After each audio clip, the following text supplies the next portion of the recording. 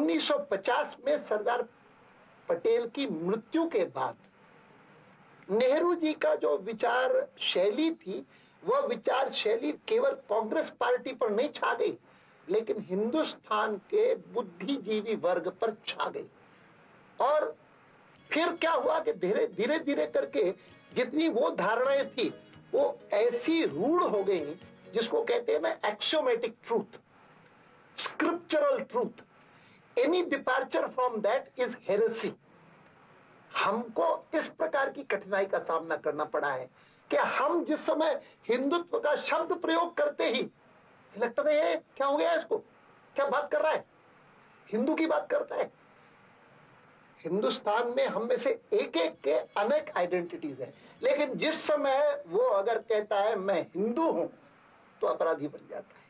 मैं मानता हूं कि भारतीय जनता पार्टी के असाधारण वृद्धि में ये एक बहुत बड़ा फैक्टर है, क्योंकि सर्वसाधारण हिंदू बहुत चोट खाए हुए हैं कि क्या मतलब है।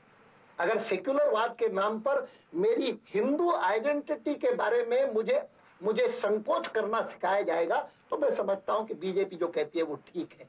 यद्यपि इन दिनों में कभी कभी ये नारा भी लगा कि जो हिंदू हित की बात करेगा वही देश पर राज करेगा। और मुझे याद है कि जयपुर में भारतीय जनता पार्टी का अधिवेशन हुआ था और मेरी रथ यात्रा के तुरंत बाद नारा लगते ही मैंने सार्वजनिक रूप से खड़े होकर के कहा था, ये जो नारा लगा रहे हैं वो ठीक नारा नहीं है। Subscribe to watch full episode on classic Indian TV serials.